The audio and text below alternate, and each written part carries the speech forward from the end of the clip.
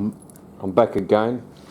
Those of you which saw my videos on making LED light panels would know I made 5 LED light panels and I had to install them in a customer's door frame. One panel didn't have any beading and I needed to make some beading with this profile to match the existing. This is a piece of the existing beading and I needed approximately 3 meters of new beading which matches this profile. I'm just going to measure this today. We're going to go through the process of making a beading using the OZITO router table and a couple of other tools which I've done videos on as well. So we'll measure this first. So as you can see, it's approximately 11 millimeters thick by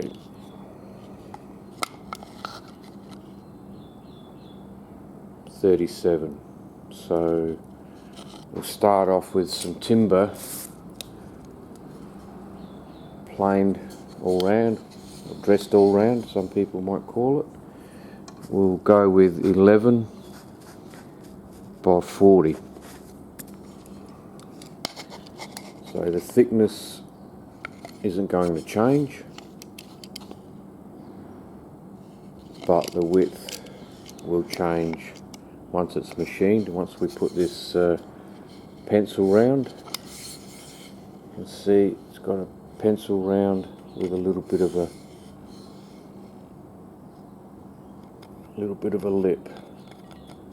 So to create that, we'll have to start off with a piece about 40 millimeters. So let's machine up a couple of lengths of 11 by 40.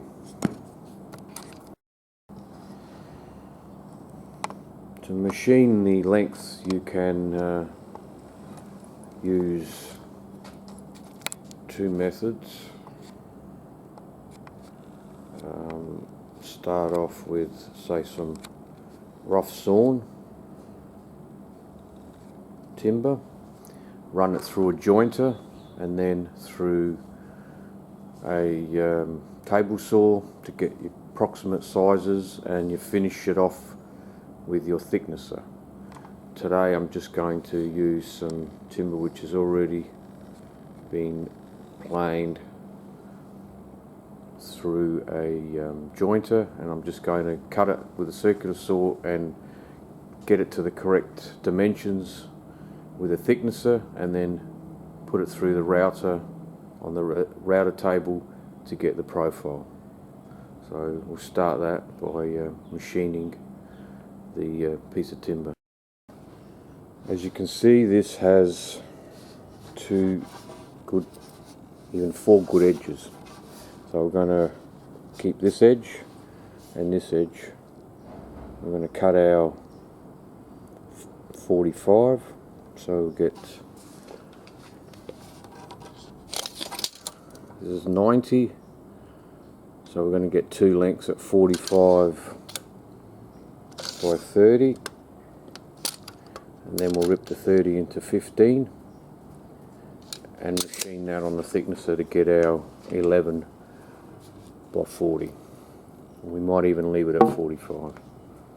I don't have my shop vac here today, so there's going to be a little bit of dust.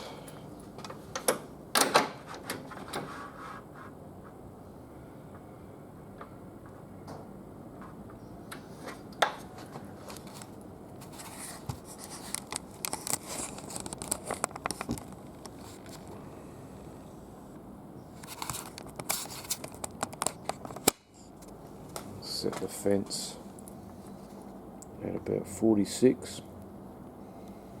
We just drop the saw down a little bit.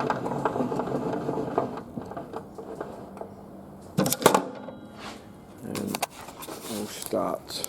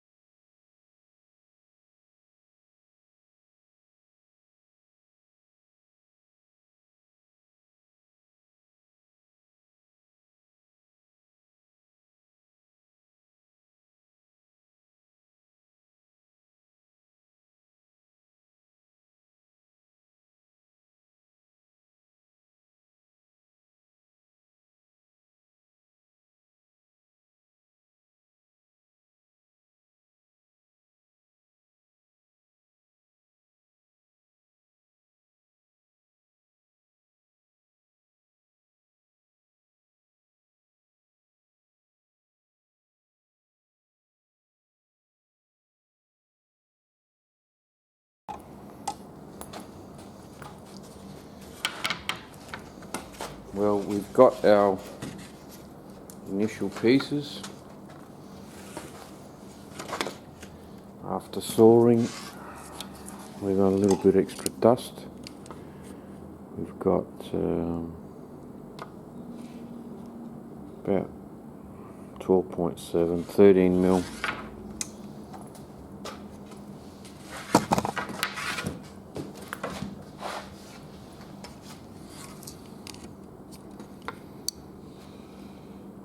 Yeah, 13 and a half.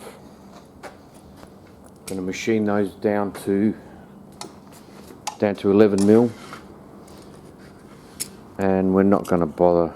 I don't think I'm going to bother and leave that at 42.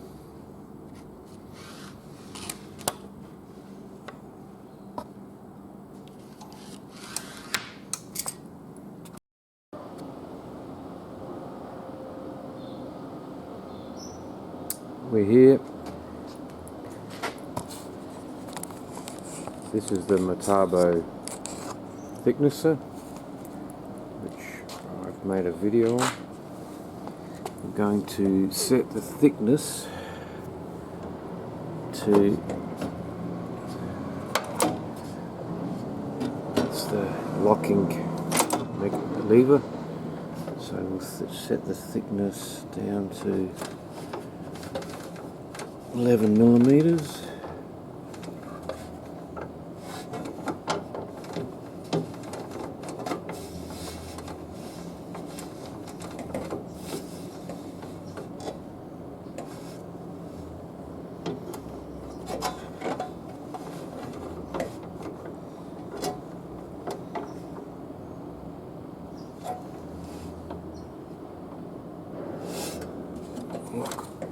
Lock it on and let's run a piece through.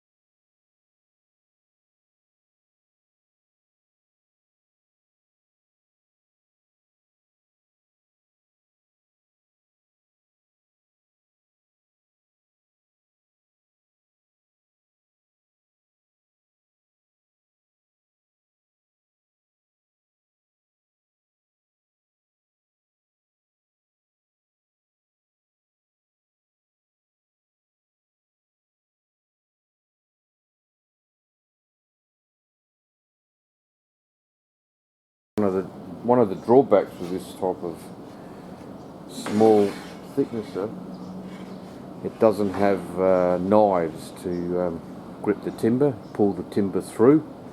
So if you're not machining more than 2 millimeters at one time, the rubber rollers don't grab the timber and don't pull the timber through. So you pretty well have to machine 2 millimeters on each pass to get the machine to pull the timber through on its own power. Otherwise you have to help it along by pushing it through. Try another piece.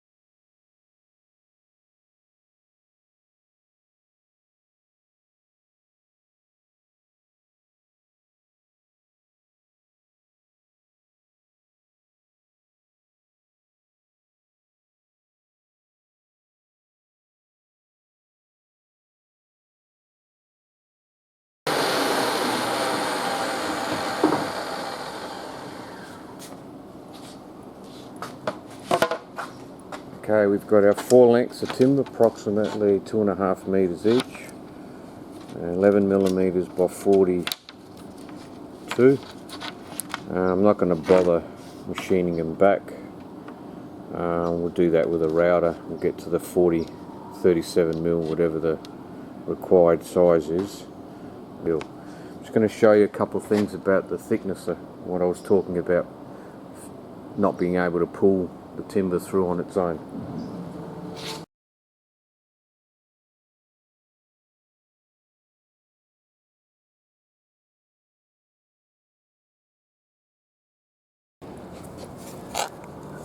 As you can see, this has a roller, 2 rollers, rubber rollers, and the blade, which the rollers pull the timber through. Hopefully you can see that. One roller here, second roller here.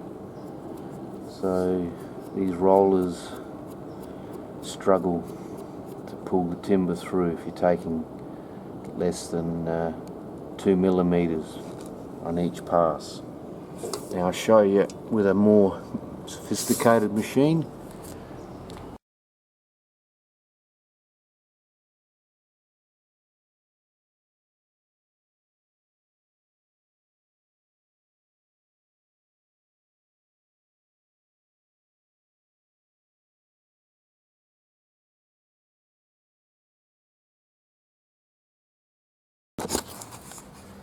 Okay, so this is a 16-inch double surface planer.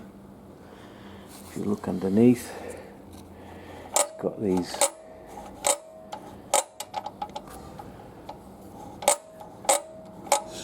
toothed fingers, basically stop the timber from kicking back. Once it's in there, holds the timber and the timber can't slide backwards. You've got your bottom blade, and then you've got, okay, as I was saying, bottom blade, fingers. Now you see this serrated